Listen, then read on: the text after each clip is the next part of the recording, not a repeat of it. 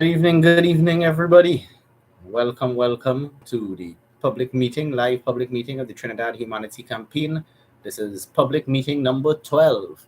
If you've missed the first 11 meetings, they're all available on the live section of our YouTube. And you can see all 11 meetings there, and a number of them are available on the Facebook page also. And we thank you for your time this evening and for joining us. And maybe hope that you'll garner some edifying information from us this evening. So we just we did our walkabouts in part of Real Spring, the second part of Real Spring. We covered part of it yesterday, Friday, sorry. And we also just did our walkabouts in Chamflair.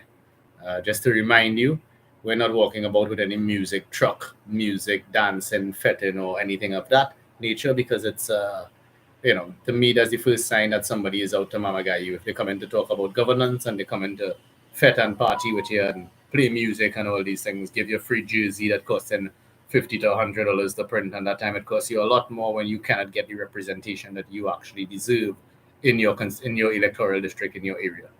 So if you all we're asking is that if you do find our flyer in your mailbox, please read it. We've tried to fit as much information as we can on it for you to be able to get as much knowledge about us as you can, what we stand for, who we are, what plans and policies we have, what are our plans for the electoral districts we represent.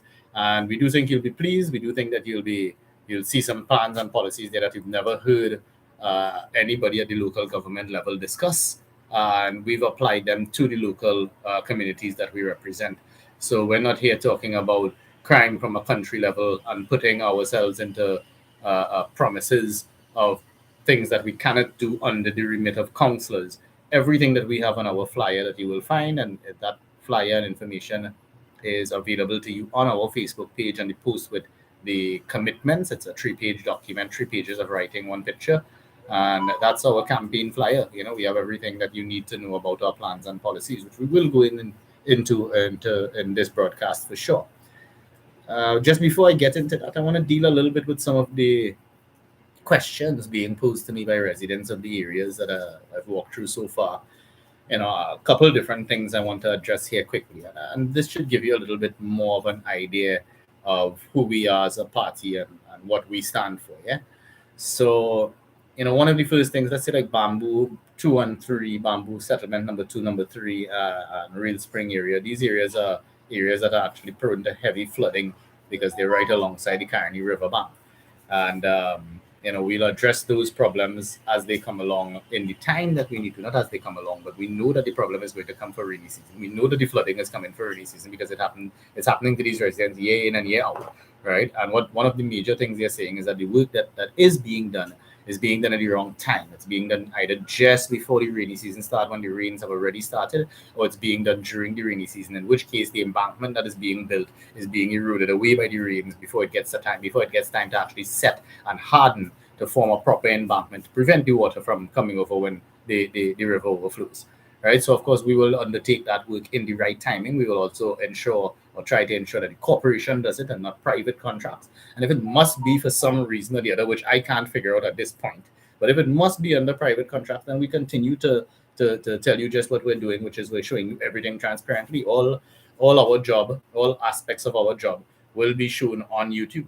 You will see every receipt, every invoice, every revenue, every expenditure, everything that passes in front of our eyes. You will be able to see it. Why? Because we believe that if we are representing you, if you are electing us to represent you, then you should be able to see everything that we see outside of matters of national security, which we don't really deal with at the corporation level. Yeah. So this is one of our commitments, and starting to go into our major points in our mini manifesto, if you want to call it that, and one of the policies. I mean, listen, guys, you've never heard any government in the world, even far less for doing it, commit to or talk about putting their entire jobs for you to see on video, every aspect of it. Why? Because that will show the corruption. That is more transparency than anybody's usually willing to give. Well, we here at the THC are willing to give you that level of transparency, and it's a higher level of transparency than anywhere else in the world. Why are we doing it? We're also adding to it. If a project within the corporation costs $10 million, we are mandating that every receipt and invoice garnered by the contractor for that project is scanned and put on a tab on the website. So why? That way you know and I know that the contractor who's given the $10 million, not claiming he spent $2,000 on a hammer, when you and I know we're paying $40 for it in the hardware. We want to know that you're paying 10 cents for a nail and not $10. Right? We want to know that there's no mismanagement of funds. And I think in this day and age of technology, it is the easiest thing to do to list all that information on a tab on our website, have every document scanned and put under every project, so that the people who want to see, the owners of the country, the citizenry, we who elect those to govern and manage the resources for us, will be able to see if it is we want to. All right. And when we do this, guys, when we do this, then we'll be able to go through the media and say, listen, other corporations, other councillors, central government, I don't expect you to put your whole job on camera, but at least for every project done, make the contractors scan the receipts and invoices and put them on the tab. Make sure that we know when it's $10 million paying out, we know what the $10 million is going for. If it's $1 million in labor in cost and $9 million in labor, we want to know. We want to know that my $9 million, if it's covering 20 workers or if it's covering over 10 workers and one manager, we want to know what's going on. Right? Because we deserve to know, because it's our money. Once you're a tax-paying citizen, it's your money. So this is the level of transparency and accountability we at the THC intend to implement from the corporation level here at local governance, and then take it from the corporation level without even being elected into central governance. Take it through the media, through the people, and force the hand of central governance to do the right thing and give us better transparency and accountability. Because you know why? If we could do it, then they can too. And we'll, I say force their hand, but for lack of a better word, is really kind of embarrass them into action, and make sure and show them, well, look, if somebody's doing it, a councillor is finally doing it, somebody's doing it in governance, and putting all the receipts and all the invoices under a tab and showing you the cost of the projects in actuality, why aren't you doing it? All right, so that's point number one, transparency. That's some of the things we bring in, and it ties into that first question of what I mentioned to you just now. Yeah. One of the other things we being asked, and this is again a slow down before I go into the other points. But one of the other things we being asked is, why we now hearing about you all, who are you all? Well, again, all that information is on the flyer, it's on our Facebook page. But just to remind you, we, the Trinidad Humanity Campaign, is not a new party. We were registered in 2014, right? I, the leader of the party, Marcus Ramkisoon, was not able to register the party in 2010 because I got a run around. They told me I had 2 weeks more to come with my symbol. And when I went within the time frame, they said, no, that passed a week ago. I said, but look at when I came. And anyway, needless, that didn't prevent me from doing what I had to do. I ran as an independent candidate in 2010, and in 2015 and 2020, the THC contested the general elections as a party, right? So we've therefore contested the last 3 general elections consecutively. Yeah, we're not a new party. In 2020, there were 19 parties contesting your general election. Did you know that? Ask yourself why. 19 parties plus a number of independents contested the general election 2020. Out of those 19 parties, the THC was the 4th largest party, meaning that we put the 4th most number of candidates, right, coming down. Yeah. So we're not small either. We're not new, we're not small. We've been here a while, and what it is that we remain undaunted. You're not going to find us at the end of an election saying, oh gosh, we didn't win, we're so depressed, we can't do this again. No. We understand the reality of politics. I've said on national television a number of times in the past that if I got more than 100 votes in general election, I would be more surprised than anybody. And that is because of the reality of the politics in the country, right? But for the first time in 13 years, I can honestly tell you that I feel something different. I don't know about feeling about winning, but I definitely feel we're going to get a lot more votes than we've ever gotten before, right? Why? Because people are fed up, and the response that we're getting on the ground, right, from the areas that I've walked through at least, is tremendous. I'm surprised. A lot of people, first of all, are surprised. Who are you all? Again, so I've just explained who we are and how long we've been about. Why aren't we hearing about you? Why you're not on TV, and why you're not on, running about in music trucks? And again, the money that is being expended from those larger parties on those advertisements, those 1 hour broadcasts in the evenings, newspaper ads, all these things.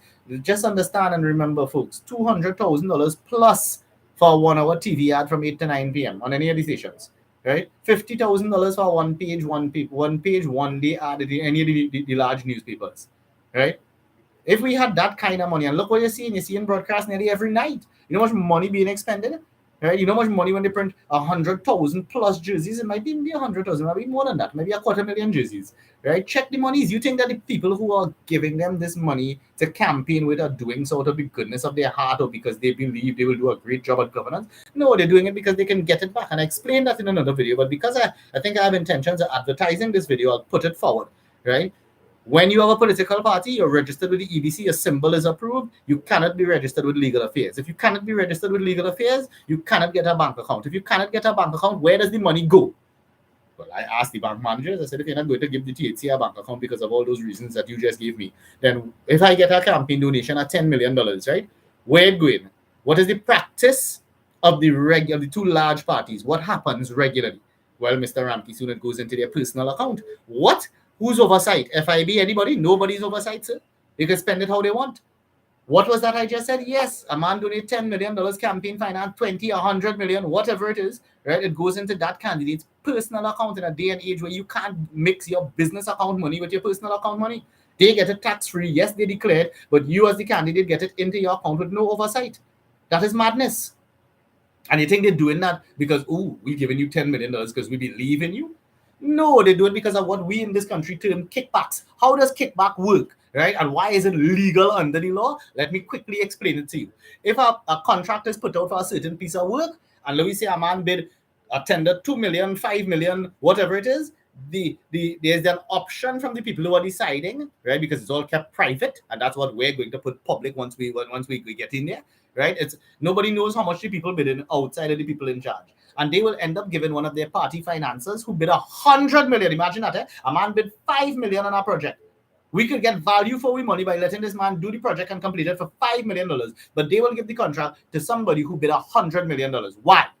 Because that man now making $95 million more than somebody else would. He keeping a 70 for himself and he's saying, right, 25 million, I donating as campaign finances. And going back into the candidate's account. That is legal kickback. There's no law against it yet until we could get in there, right? And it's madness. It's ridiculous, right? And it's your taxpayer money is spent to give them back because now you've given a project and instead of getting your $5 million value money, you spend $100 million on it. 20 times the cost. And that is the reality of the situation in Trinidad and Tobago. And we need it to stop. We need somebody in there who will stop that corruption. Will I do it? Oh, that's the next thing. Everybody, that's the next point. Right? Everybody coming to say the same thing, and when they get in there, well, nobody telling about that corruption and stopping that. I know that. But everybody giving all their promises, and when they come there, when they get in there, they're not doing anything. Who is the everybody? In the last 20 years, who was the everybody? It's only two large parties. Now you have a different choice. Now you have someone else going in there and trying to make a difference, right? I could give you a story about me where I refused the equivalent of $150 million from a large cannabis company in the world when I was doing the laws for cannabis in this country, so as to prevent them from monopolizing, right? And I did it before they could blink the eye, and I have no regrets about it, right? Why? Because they shouldn't. As I've told them, if you come like fried chicken, right? Come on, fried chicken better than everybody else and outcompete them with price and quality. But don't tell people you're alone at a fried chicken. That's madness. I'm never going to allow that, right? And I have no regrets, and that's why I know, for me, I cannot be bought, right? I have a certain lifestyle and a certain way I deal with myself and certain principles. I cannot be bought, and that's why I believe I will make an ideal leader for our country personally, right? Until that time comes, any elected position I get, I doing the right thing. Why am I the best candidate for you? Because or THC candidates, because we can regularly contest general elections, and we are going to be contesting the general election again in 2025. We are therefore seeking your vote in 2025 in general elections. So to get your vote in 2025, we have to work our tails off in the next 2 years between now and then to show you that we worth our salt and we worth your vote in general election. We're supposed to be the best option of candidates that you have. The ones who will be the hardest working to ensure that we get your vote in the next election. So now you have a choice, right? We've put forward the information. We don't tell you vote. We tell you read what we have to say, call us, ask us the questions, interview us, check and see what we stand for, what we're about, everything, and then make a decision based on that. That's all we're asking you to do, to actually listen and to actually read and to actually see what we're about. We're not one of those parties coming and telling you, listen, vote for us, don't vote for them. Now, that's not how we campaign. You'll notice we don't campaign in any derogatory way. We have nothing bad to say about any party or individual, right? We believe the work done has been Okay, we are here to tell you that why we think we can do a better job and exactly how we're going to do a better job. That's all. That's all we're here for. And if you decide that it's fit to put somebody else, because I can tell you there's no swinging of the vote. There's no the government that is present now is staying in the position of management until 2025 for the general election. No government is changing. There are multiple councillors in each corporation, right? That's why there's 141 seats as opposed to the regular 41, right, for general, which is happening in general election. So you have no chance to really swing the vote. You're not going to undermine your favorite party if you put somebody else in there. What you're going to do is to get somebody who can actually pull up on the socks of the two large parties and ensure that they do the right thing, right? So that when the tender process is done through the corporation, and I know a man bid to tender $2 million a project or $5 million, and the other councillors decide to vote and give demand for $10 million. I come into you, the people, through the mainstream media, right? And I'm showing you what was done and how it was done. And I will ensure that all those things are absolutely transparent, right? And accountable for you to see.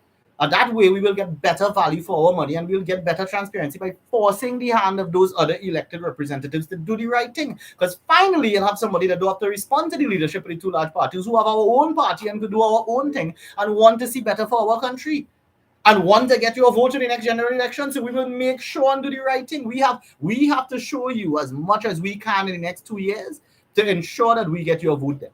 We ask you, if you like what you see now, if you like what you hear now, if you like our plans and policies and you think they're sensible, reasonable, tenable, feasible, right, then lend us your support, right? And if you put us into that position, not of power, if a man who come and tell you, put me into that position of power, you all don't know he's a power-hungry person.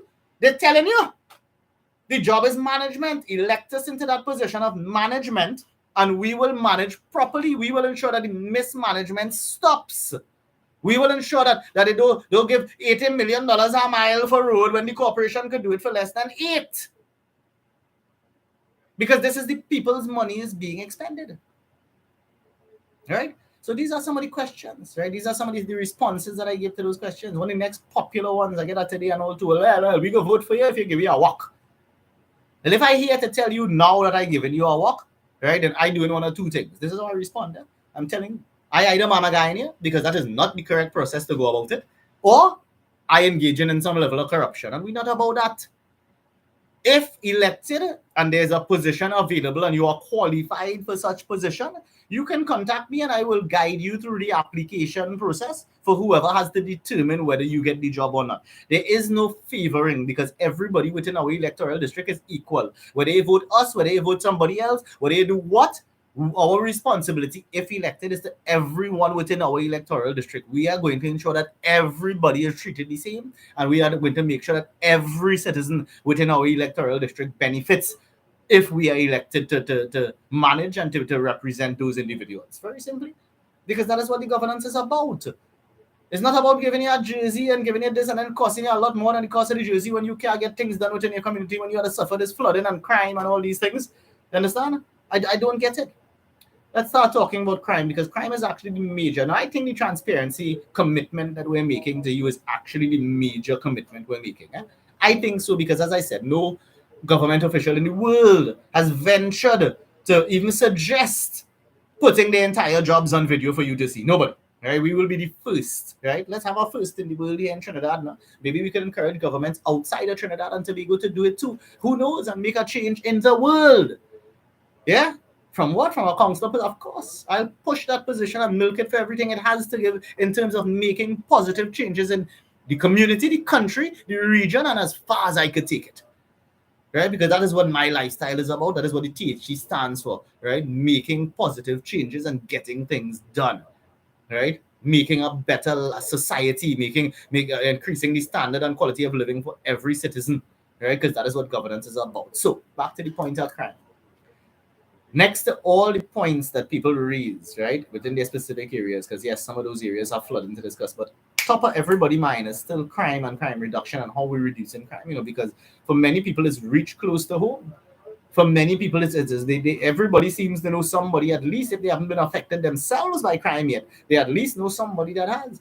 And anybody could read the newspaper, and realize that we're losing a minimum of 1 citizen a day to homicides. And usually violent homicide committed with illegal firearms, right? And to me, if I come here and I tell you, If I were in a position of government, right, whether, and again, you have to remember, it's not just it's all those elected, whether they stand in government or opposition, are in elected positions of governance, right? So if I come and tell you today, here we're going on, I am an elected representative and I am supposed to be responsible for two main things, really, public health and public safety, right? But I find that crime is so out of hand that you should pick up a gun now and defend yourself against the criminals. That's giving up. That's saying I have given up on my responsibility, right? The basis of my responsibility, public safety, I can't do better than what I've done before. So now the only thing left for me to tell you is to go defend yourself and do the job yourself. Don't worry the police and that is madness. Before any reaction like that, the government and the elected representatives are supposed to do what they're supposed to do. They're supposed to put policies and plans in place. They're supposed to resource certain areas directly, like the TTPS and all that, and get things working. And if they can't manage to do the job to get it done, then they don't belong in the position. And there are other people willing to do a better job and can do a better job. Right now, look, crime. When we hear about crime reduction from any of our candidates going forward, even they usually put it into a general election sense, meaning they put it outside of the remit of what they can do as councillors, right? They talk about what you might call it, organizing to open up containers and check things. You can't do those things as a councillor position, right? Because you know why? None of these people seem to have the understanding to be able to bring down crime reduction plans to the community level and to the corporation level, and that's what we're able to do. In my electoral district, just for example, and remember we're contesting 4 electoral districts this year, right? But in my electoral district that I'm contesting, St. Joseph Station police station is responsible for the Val St. Joseph electoral district, right? It's a very small district, as most of the electoral districts, the way they divided are, right? And there are about 10,000 voters within the thing, within the electoral area. What we would like to do is set up an operation center at the St. Joseph police station. Now, first thing, before we do that, we'll work with the St. Joseph police station through their supervisors and to try to help develop better patrol routes and patrol times for the electoral district itself. But that is the easiest thing to do. Next is the biggest thing, which we want to set up an operation center. Purchase the monitors, purchase the hard drives, purchase the laptops for them to operate with, and 1,000 CCTV cameras to be put everywhere within our electoral district, and every corner monitored by the police, right? Because they've been asking for the resources a long time, so they shouldn't have no problem if I give it to them, right? How much will that cost, Marcus? 10 million, 20 million, 30 million, 100 million? Trinidad, 1 million, less than 1 million TT. Because you could call a business right now in Trinidad and detail the specs of that plan, right? And ask for the retail price, and it will cost you less than $1 million with maintenance contract. Why does cost so much more under others? Inflated cost, right? Lack of transparency, bad value for money, right? For us, we will get it done the right way and make sure everything is. And when we do it, and we show the government, go to the media now and say, hey, central government, this is what we did. This is the cost. Why can't you spend 141 million TT dollars and do this in all of the 141 electoral districts? You'll find that too much. Tunapuna Piakro Regional Corporation alone gets generally about $270 million allocated to it per year. 120 million is going to salaries, and 150 million dollars is to be expended on projects, right? So please, all don't think, well, you can't remember we are an oil-rich country. Look at the financial reports, right? It's all public information available to you, and realize how much money we use as a country, how much we have available to us, and how much we use, right? And then maybe you'll have some questions of your own, okay? But this is what we want to do. We want to set up that, and that way it's not going to stop crime immediately. It's going to be like, oh, the camera, we're going to stop crime. No, right? But it will increase the detection ability and the evidence collection ability, and therefore the prosecutability, right? And the ability to get convictions, because you'll see the vehicles when they're coming in, which direction they take, when they're going out, they went left, right, so, and eventually, as proven by both research and the practice in a number of countries, the criminal element stops coming into these areas because they realize they're being monitored and being seen, right? Example, UK, England, right? London City, if you will, right? Everywhere you could see it in movies and all kind of thing, right? Because and what happened in that place when they did that? They dropped serious crime so much it's ridiculous. It's written about in scientific papers all over the world, right? So why can't we do the same? Why aren't we doing the same? And we know that these things will help, Right? At the same time, while we're looking to reduce crime within the electoral district, we want to restore the citizenry's confidence within the police that is managing those systems. So for the St. Joseph station, we would like to commit to buy, if elected, of course, and have the resources, because there are the resources for sure, right? We want to commit to buy the body cameras, the vehicle cameras, and the GPS systems for the officers and the vehicles at the St. Joseph station. So while we monitoring all the cameras, you can see every time, every vehicle, where it going and where it coming from and everything, the police vehicles, and you can have the body cameras on and the vehicle cameras on once they're on duty, right? And it will restore confidence in the police within that area itself, and will encourage them to do the right thing too, right? Second, so that's the three-part plan we have for crime. I've just labeled transparent. I've just detailed transparency for you, right? Like no other the world, as I said, and I just detailed the three crime plans. The three crime plans. When have you heard any counselor, any to-be counselor the one to be, right, up a candidate up for this position, speak to you about these types of plans at the corporation level? Let me take it further. When last have you heard a central government party in general elections bring plans like these forward? Ever? So this is the difference with the Trinidad Humanity Campaign. This is the difference with the THC. We have more innovative solutions that are very simple. We know we know you could figure out these plans too. Our big question is why the persons that are elected can't figure it out, it seems, or why they're not implementing it. So we need at the THC the elected positions to be able to pose these questions properly and to get the answers. Let's move on to the next point. Food security. Again, another point you usually hear from a general election stance, or from a country stance. How are we going to affect food security in an electoral district, Mr. Ampisoon? Well, I'll tell you. First of all, I'd like to say that the region, including our country, has held over a decade of talks on food security, and I find our country lacking. We really lapsing. We ain't really doing much in food security. I find it getting smaller, right? The amount of agriculture and food production we engage in than larger, right? If you look at the other countries like St. Vincent and the Grenadines and so forth, you'll see they're making great headway in food production. A little tiny island like that supplies Trinidad with all of our Edos, right? Every week 2 containers is coming and deported twice a week or something like this, right? Imagine that. Plus, they are the world's largest producer of arrowroot, Imagine that. World's largest producer of something for a tiny island like Tobago. But we in Trinidad have so much more landmass and arable landmass and availability to do production, and we're just not doing it. Because why? The leadership. The elected leadership, those that we elect to manage. So food security. Let me explain to you first. Let me tell you first of all that all the public lands within a corporation is under the management of the corporation. What they normally do is clean it and set it up and prepare it and make it look nice. We don't want to do just that.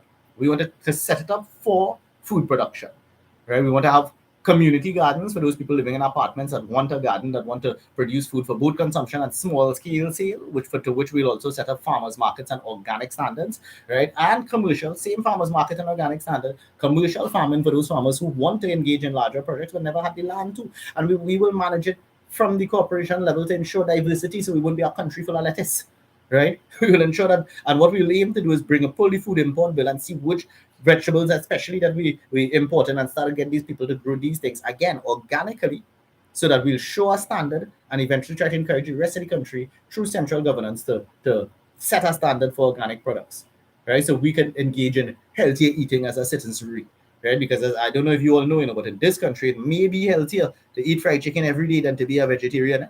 If you're buying local vegetables and fruits, because pesticides that are used and allowed in this country are detrimental. They're banned in most developed countries, but we use them because they're cheap and they're causing cancer everywhere. Go look them up, start to ask questions, because again, you need to know, is your body, is your life, right? This is what governance is supposed to do, tell you, but until you elect somebody who actually willing to represent you, right, then you'll get that. Right, so and more diversification. As I say, look, we just saw the PM on the newspaper go and check a farm in South with some red Angus cattle. Why we are bringing some black Angus too and some more red Angus? Bring about 5-6 breeding trials and give a man a piece of land and set him up and let him start the business. When he make back some money, you could pay back whatever you spent. You don't get no profit, right? Or you could cut you in. I don't know. We could put projects like that and bring revenue to the corporations from these projects too, as I'll talk in the next point too about also, right? So this is what we'll use to increase the food security from the corporation level and from the community level. Again, when have you heard these plans from either local or central governance? Enlighten me.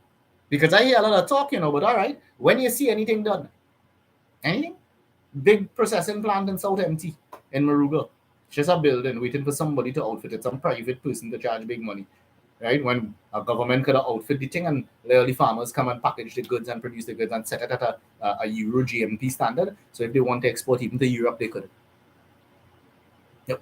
I alone have sense? No, you bright too, right? But it seems that the elected leadership either not thinking that direction or understand that and just not doing it, right? And that is 20. I'm not talking about now, my brothers and sisters. I'm talking about 20 years of governance. The last 20 years of governance, both large parties that we have right now had their chance. What did they do? What is their track record and what they have done? That is the questions you need to ask yourself, right? Because they've gotten the opportunity. I just asking for one verse. That's the stage we at. Yeah, I might go in there and mamagaya and do nothing too, but what worse you get than what you're getting before if I were that type of person. But if you let me imagine just for a moment, if somebody like myself is actually willing to do the things that we are saying here, actually willing to try to make these changes, oh my goodness, can you imagine what would happen? Can you imagine the changes we would be able to bring about? Can you imagine the things we would get for ourselves out of our country? A crime reduction, a better, safer, secure society, more transparency from government, better value for money. Oh my goodness, come on. So that's some of the things we're looking at. And I'll just tell you quickly the last point, which is job creation. Again, yet another point you usually hear from a general election standpoint, where a lot of parties tell you, oh, we're creating 10,000, 50,000 jobs, all these things. I don't ever get to see how, though. I don't ever get to hear how. I just get to hear we're creating jobs. We'll be telling you how. In addition to the food security plan, where we will already be creating jobs through issuing those lands to persons to utilize, right? Not giving them it only. It would still be owned by the corporation, but we allowing them to use it while it's empty, obviously, right? And we'll be helping people to become employed, right? So we are already creating jobs from that aspect. But not everybody, we understand that not everybody is agriculturally minded. Some governments and some parties or larger parties, everybody have to do agriculture. No. Not everybody have to do it. Not everybody is minded, right? Like that. Now, the thing is, first of all, I want you to understand agriculture has a lot of money, and if you're willing to do the hard work, is also a lot of hard work, right? But for those who are not agriculturally minded, they may be entrepreneurially minded. They may have a project, a plan for a business they want to get together, and they don't have any resources or any way to get it together, right? But what we are saying is, first of all, to get those things in order, you need to make a proper business plan and documents. And to get that, sometimes cost you up to 100,000 TT. We will do it for you for free. My candidates are qualified into this aspect. We will help you with your business plan, get it done for you, get all the documents that you need to guide you to apply for a government grant or loan, and let you go through that process. And if after that process you still don't get through, but we decide, okay, your project has merit for our electoral district. It's something that is a good infrastructure. It could bring business. It could bring good positive qualities to our electoral district. We will set up a program within the corporation to finance it as a zero interest loan. When you make money, you're going to pay me back in installments, how much ever we gave you in the first place, so we don't lose money as a corporation, right? But we don't want none of your money as profit. Right? And if it's possible, because that part had to do some research, for the corporation to engage in the business for some share the profit, then why not do that and bring back some revenue into the corporation?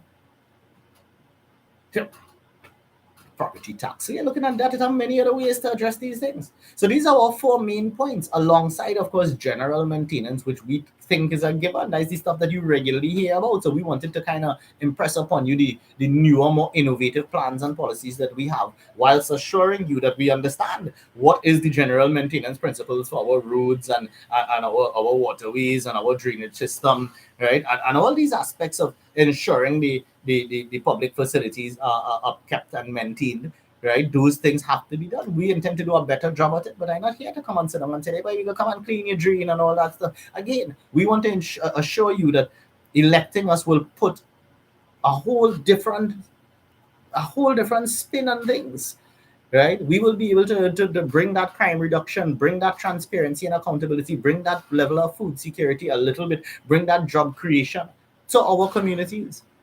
We will ensure that the projects and the contracts that go out to people from the electoral district that is qualified to do it. The only way we go in outside the electoral district is if we absolutely, through tender process, cannot find somebody within the electoral district that's qualified to do the job. And I could tell you that they'll be hard pressed, right, to do that. I believe that there are qualified people within almost every electoral district to do most of these types of small construction jobs and so forth, right? So again, when the people say give me a walk, right, and I will vote for you, I either mama guy in you or engage in that in some level of corruption if I tell you yes, right? That is not what it is. That's not how it's supposed to be done. We are going to be here for everybody, and we are going to be ensure that everybody within our electoral district benefits from the things and the policies and the programs that we will put in place. Simply, this is what governance is about, and we intend to bring back the reality of governance to governance. Yeah, again, while seeking your vote in the 2025 election. So we will work our hardest over the next 2 years, harder than any other councillor potentially, to ensure that you see we are worth your time and your vote in the next election and general election. If you give us the opportunity now, we will be able to show you and show everybody, show the rest of governance how this thing should be done and how this thing could be done in the right way. Have any of you ever seen this Netflix program, Servant of the People? If you haven't and you're able to look it up anywhere, right? Name of it again is called Servant of the People. It is the show that the current Ukraine President Zelensky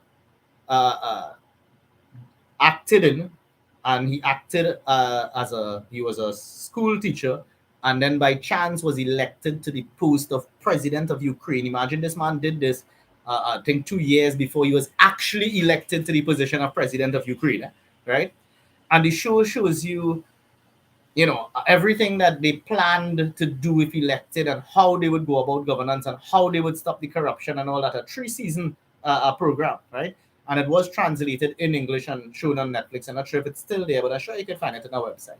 What I want to tell you about that is that we intend to do what you see there. That is the type of governance we intend to get into. The right kind. When nobody could buy us, nobody could pay us off, nobody could bribe us. We're not for sale and we cannot be bought, right? And we intend to stop corruption because we know that once the corruption stops, everybody will be better off for it. Everybody. Maybe not the few who benefiting from the corruption, but when studying them, they had enough. Enough is enough, right? So I encourage you, watch that show, right? I really hope that president does get the opportunity soon, because he went straight from being elected into COVID and straight from COVID into war, right? So I can only hope that he gets the time to do the right things that was shown on the program soon enough. But those are the types of things we would like to do if elected. Yeah, we would like to engage in proper governance, be a role model of governance, not each individual, but have our governance model be a role model for others, right? And ensure that the right thing is done. All this quarreling and getting on like little Sharon in Parliament and Senate and all that stuff. All that is stuff, man. Right? Governance is the people's business and serious business. Get it done the right way or don't get it done at all. Right? Okay. Get it done the right way or get out. Simply. Right? You, the electorate, have the choice. You have the choice to put somebody in that is different, finally, is willing to do the job, is putting forward plans and policies that are sensible to you, are tenable, are reasonable, right? These are the things that we ask. We ask that you look at our plans, look at what we're proposing, and see if it makes sense. That's all.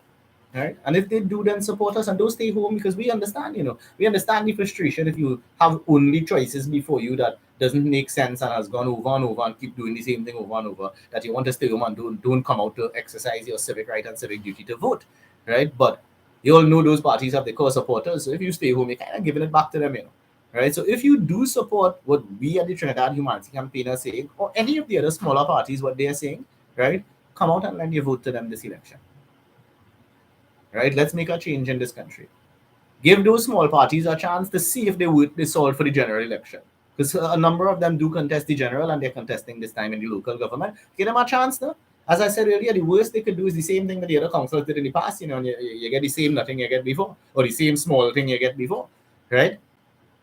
But give them a chance and see if they actually will do something better. And then you will know if they're worth your time in the next election. Right? Something to look at. Right, so folks, I listed out in this broadcast so far, I've listed out the major plans and policies that we have. I've told you about the party itself, how old the party is, how long we've been contesting. We're the fourth largest out of 19 in 2020. A little bit quickly about myself as the leader. I am Marcus Ramkisud. I currently possess a bachelor's degree and a master of science degree. I'm a couple months away from finishing my MBA and my master's of project management.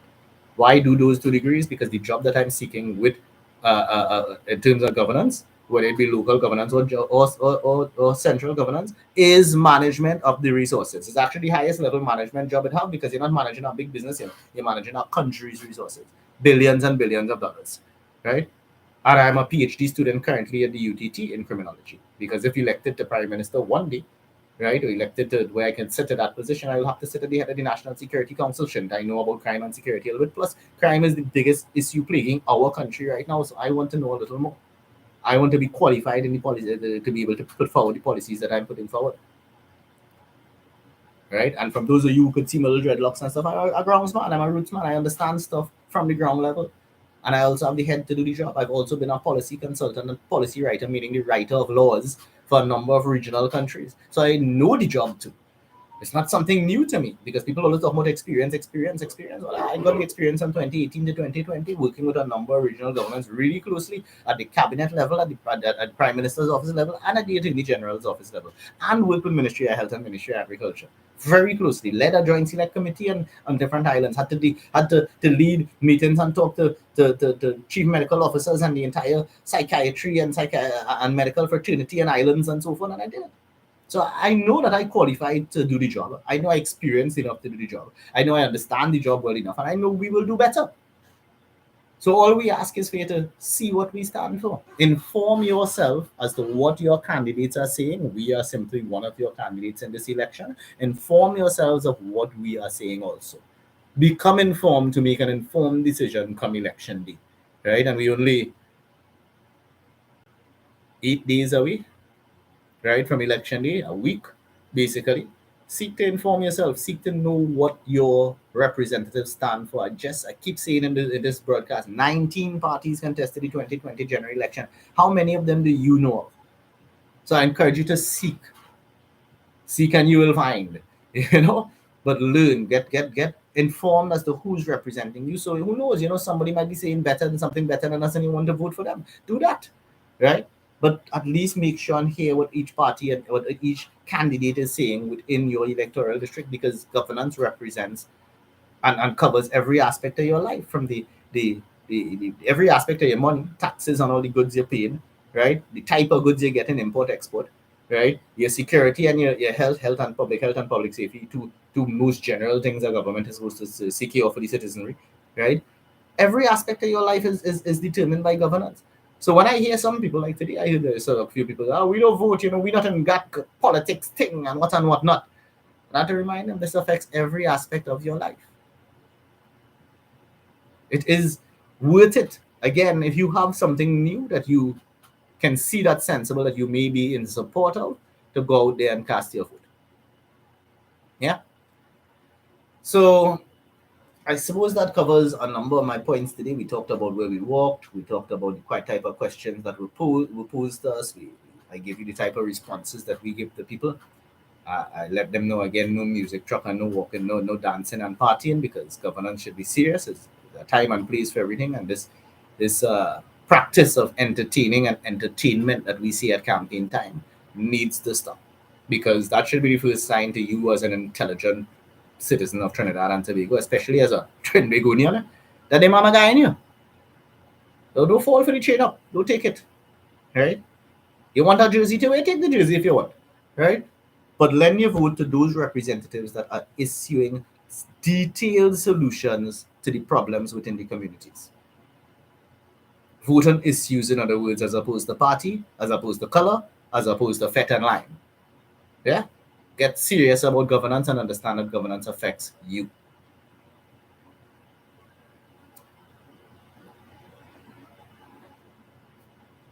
I think in the last 15 minutes of this broadcast, now, of course, you all are welcome to call anytime. My number, I represent all my candidates at this point. I know and have the information as I'm normally into central government elections, all the areas that my candidates are contesting and the issues in those areas and the solutions for those issues in those areas. So you're welcome to reach me anytime, 24/7 at 8870. That's 462-8870. I make myself available now 24/7 because that's the way I intend to make myself available if elected councillor. So come August 14th, if elected, continue to reach me 24/7. But if not elected, only reach me in the daytime when the time is reasonable. Okay, cool. Right? Because again, as a councillor, I believe that we are here as a service position. It's a job that requires service to the people. And if you have an issue and you've gone through the right channels and can't get through, that is what we're here for. We're here to assist you into getting through with the problems of the public nature. That's the job. Can most of these candidates who are contesting, whether it be for the big parties or not, write and read a technical paper? That's another big part of the job. Right? So I encourage you, go learn about your candidates. All of their numbers should be available to you. Give them a call, give them a ring, have a conversation with them. Don't just ask them the questions, but if they kind of gauge the intelligence, gauge the mentality, gauge who they are, gauge the principles, have a real conversation with them. They're supposed to be available to you in this time period, especially even if they intend to disappear after. Right? Get them some beans from now. Make sure I have the numbers from now so you could bother them right through if they get elected. Right? Because this is their job.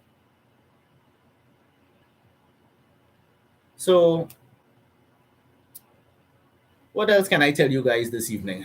Excuse me, we worked for a good few hours today, so my brain a little bit tired thinking of how to finish the last 15 minutes with you guys this evening. Right? If we had a nice call-in session, it'd be nice. What we'd like to ask you to do though is, if you like what we're saying, please share the videos, share the post that we have on the Facebook page as Trinidad Humanity Campaign on Facebook. And of course, some of you are here on YouTube with the Trinidad Humanity Campaign page. Share these videos amongst your friends and your family, and ask them to share it too if they like what they see. Because, as I said earlier, advertising is really expensive, guys. And if we had that money, we're not going to take that money to pay on TV for an hour the night every night. We're going to take that money and buy ambulances for the health centers and then stop renting ambulances from private companies. That is the practice now, for exorbitant rates. Right? Rates where you take 5 ambulance ride and you could buy an ambulance. Imagine that. Right? We need to stop doing that. We need to start getting things done the right way. We need to encourage a better paradigm, shift the paradigm a little bit, shift the whole dynamic of campaigning within the country and get a better value for money. Because again, when they spend all this money, 150 million and 100 million respectively from the two large parties in 2010, as showed by all the mainstream media, it was all on the newspaper. I'm sure you could find it online now, right? 100 million and 150 million for a general election campaign. Come on. There should be a cap of 10, 5. Right?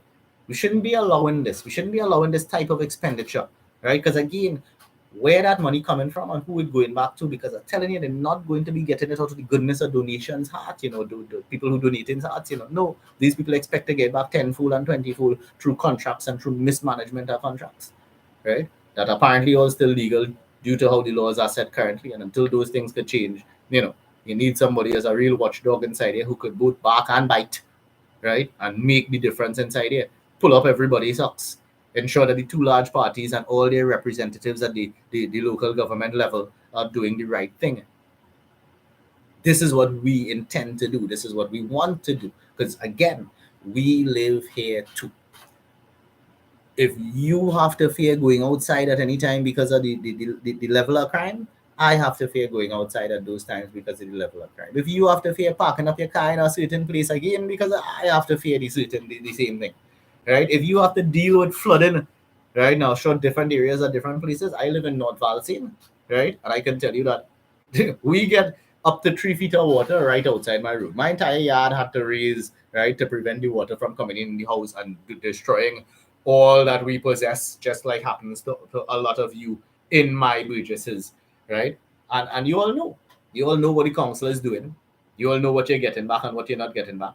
You all know the processes and the things that you've been through and all that. Are you going to do it again? Or are you going to put somebody different in there who may actually do something different? I'm saying we will, but for you it might be I might, because you are sure I could be lying to you. Right? But at the very least, finally, you've given the two parties and the 100 different candidates in the same area all the time in the world, right, for the last decades, right, and nothing's being changed and done the right way. So if it's 100 different faces this year and only two parties are coming from, it is sensible to put a third party in. So please look out for us on your ballot, right? THC symbol right there. right? It's the only heart because we love what we do and we love the people and we intend to bring back that love in Trinidad and Tobago, right? Find out talking a little bit hippie-ish. Let me give you a story.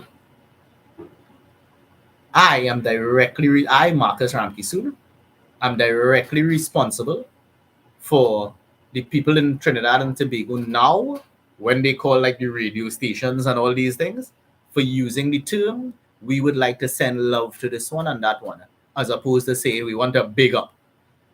It was done. You can confirm it with the owners of 1047 FM. It was done right around 2009, right? When I started first calling into the program and explaining to the various DJs there on different radio stations why we shouldn't say big up on all these things and we should use the term send love, because the other terms decreases your energy after having studied energy, and these terms like send love actually increases, right? And encourage it through calling in, until finally I was asked by 1047 and the owners there, Mr. Amar, to come down there and to do a talk show. And I volunteered my time and did that talk show with a guy called Naya Biggie, right? It was called Down to the Earth with Dr. Green, and Naya Biggie was Dr. Green. And we for a year and a half, every Sunday for 3 hours. And you know what that program was about? Issues and solutions within the country. And you know who came up with most of the solutions? You the people. Because you know. Yeah? But that's what we did. That's what I did. I encouraged that throughout the release. I started with 1047. 1047 FM started that send love thing through Marcus Ramkisoon, right? And my direct efforts. And now it's being done everywhere, right? And it started being done everywhere from like 2011 or something like that. Just about a year, 2 years after we started it and started promoting it. I'm very proud of it, right? That I can make such a change, right, in the vocabulary of my fellow citizens, because I understand the energy and how it works, right? And I encourage you to go look it up, right? There's something called Masaru Emoto, and the way water works with different words. Just look that stuff up and see how the reality, and remember you're made of about 70% water, yeah? So there are things that we want to encourage and we want to bring to the front that may not be the regular things you've heard, that may not be the plans that and policies that you're accustomed hearing, but they're things that can make such a positive difference in our society, in your lives, in my life, because I'm you. For lack of a better word, we're all citizens of this country. We are all residents within the electoral district, right? We have the same public issues. So we intend to put our stop to it. That's what we put ourselves in this position of public life for, and put ourselves publicly to you, right? You can ridicule all you want. You can find our things good. It doesn't matter, plus or minus. The point is we continue to do it and remain undaunted, because we know that if elected into the position, we can finally, for all of us, see some real positive changes in our country on a number of levels. Just imagine a counselor coming out there and going through the media and saying this one is doing this right and that one, and look what's going on here. 10 million contract get tendered, well, 10 million contract get given, while these 3 guys tendered 2 and 3 million, and they qualified and experienced and have the equipment. Why wasn't the contract given to them? Who's responsible? And pull up everybody's socks. Force their hand and get better transparency, accountability, and better management and value for our money. That is what we're about here at the Trinidad Humanity Campaign. Guys, we have one more weekend left before the election day on Monday the 14th. We will have 3 more public meetings right here on our YouTube channel and live on the Facebook. That will be next Friday, Saturday, and Sunday from 6:30 p.m. to 7:30 p.m. Right? We encourage all of you to share this information with those that you respect, those people that you want to know, those people that you think, hey, they should be informed too, if I become informed. Right? And help us, help you, help everybody, and get the right thing done. Right? So right here again next week, 6:30 to 7:30 p.m. So same THC time, same THC channel. And we look forward to seeing you. You're welcome to call me anytime, 462-8870. I remain available too. Right? Ask the tough questions, get to know what we're doing, what we plan, what we're about. And please share the information and let as many people know as possible, so we can potentially actually see some change. If you support what we're doing, we ask you to come out and vote. Because if you stay home, the larger entities have their core supporters and can just easily take it back if you stay. We need those who support us and who believe in what we're saying and understand and make it and realize that it's sensible to go out there on August 14th and support us if you intend to. And we thank you in advance.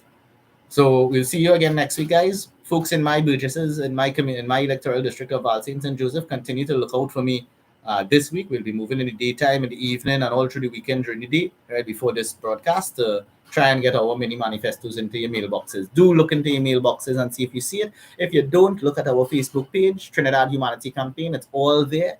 Read our plans and see. Please, I'll be spending a little bit of money into the advertising through the social media, the Facebook and the Instagram, the last 7 days of maybe from today till the next week, straight up to.